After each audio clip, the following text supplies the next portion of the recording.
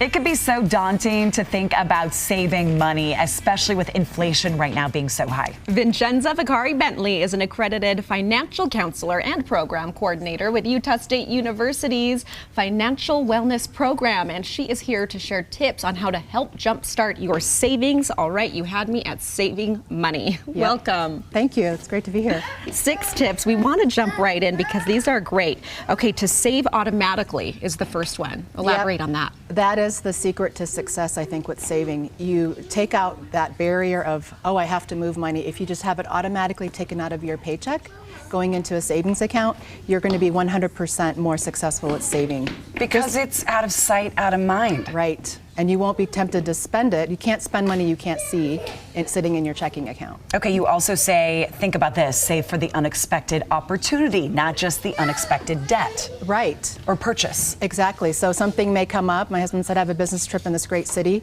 Everything's paid for. We just need to buy your ticket. Do we have the money to do that?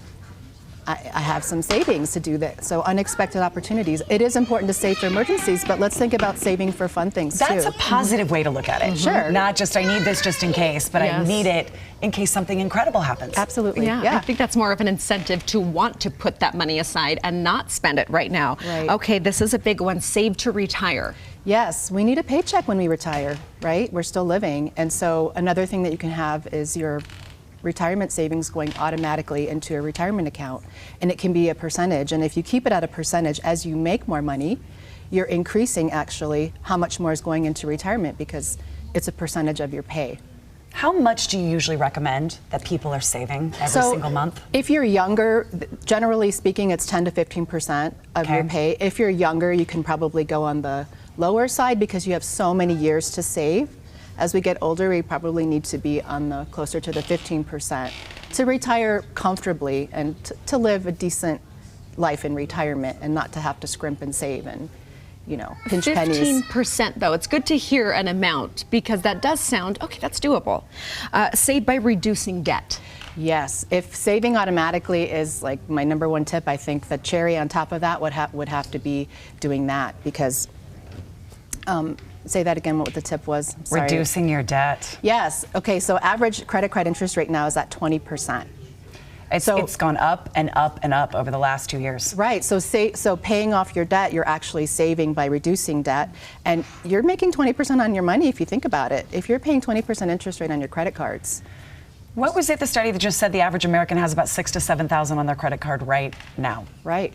And interest rates keep increasing, so guess what? Most people have variable interest rates on their credit cards. So that's going to go up as well. All right, let's talk about saving as a family and making this a family affair. Yeah, it's important to talk to kids about family and normalizing that conversation even from a young age and an age-appropriate age. But for example, having a savings goal as a family.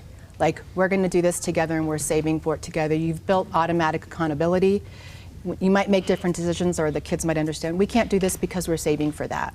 And it starts to build excitement, and it's a great habit to think about saving for goals. Well, if you don't at that young age, as they get older and their big purchases in college coming up, they're not used to that. Right, right. We live in an instant gratification society, and it's hard to, think about the future or think about saving for things a little bit at a time. And even if you don't have children, if you have a spouse or partner, you set goals together, it can be really fun to set, especially if you're setting goals for buying a house or going on a vacation or saving for retirement because you have a dream about how you want to retire. So you automatically build in an accountability partner when you do that with somebody or with family members. I like that, as a team. Okay, this next one I'm super interested in.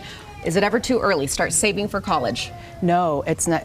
The day your children are born is ideal, but it's never too late. But saving for retirement, again, you can open 529, and Utah has their My 529 is the official 529 program for saving for college, and it can be a percentage that goes into it. It doesn't have to be a lot, but again, just automatically having that go into a 529, and that way, if you have 18 years to do that, it doesn't have to be a lot of money. Dina, I wish I would have started that a long time ago. I just did 3 years ago, and it's awesome to just put it in there.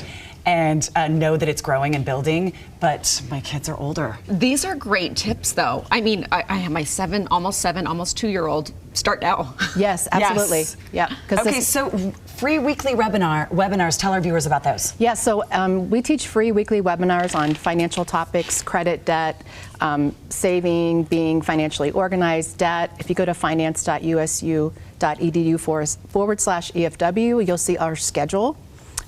You register through Eventbrite, and we have our whole schedule through the month of June. Sometimes you just need those little reminders and motivations to get going and get started. That website on our website, abc4.com/GTU. Thank you so much. My pleasure. For being on the show. Up next, pack your